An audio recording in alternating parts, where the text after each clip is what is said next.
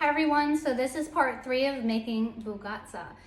And this is the step where we're going to butter the phyllo dough. And I have my phyllo dough ready.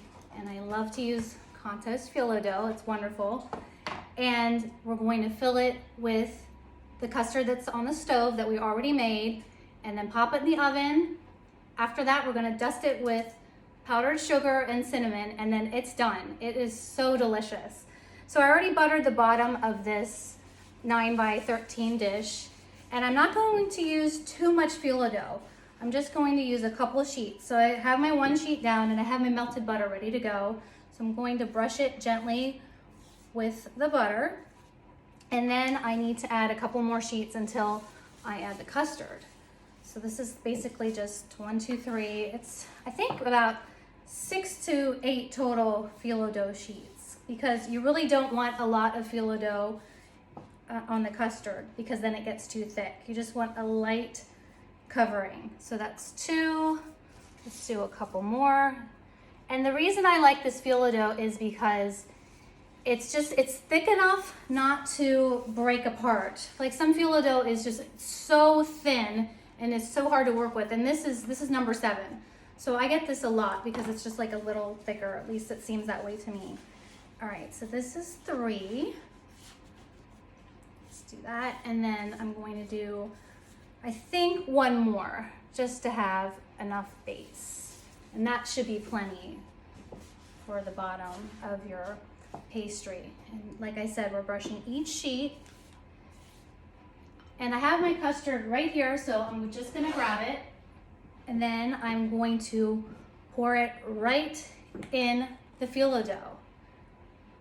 It's a custard pie, basically. And this looks so good. It's still a little hot, which is totally fine because it's going to go in the oven. I like to make my custard a little thick too.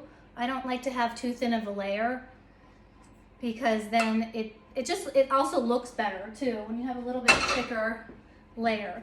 So all we have to do now is fold the layers over, and you can butter them a little bit along the way too.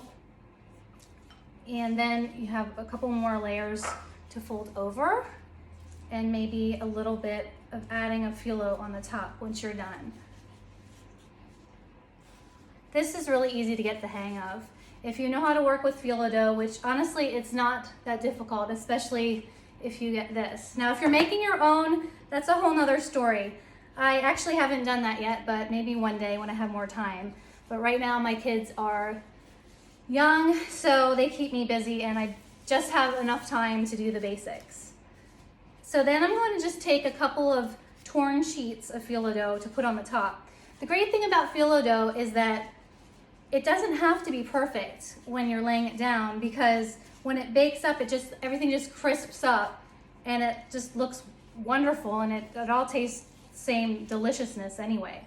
So the last step here is going to be to put the topping of butter over it. You want to make sure you get in the corners too, and coat that top layer because it will get nice and golden brown in the oven. So we're gonna pop this in the oven for about 35 minutes on 350. We're gonna keep an eye on it. And then when we take it out, we're gonna cool it down and powder it with the powdered sugar and the cinnamon. And then we're gonna wait to cut it. I hope you enjoyed this video, and I'm crossing my fingers it turns out good. I'm sure it will.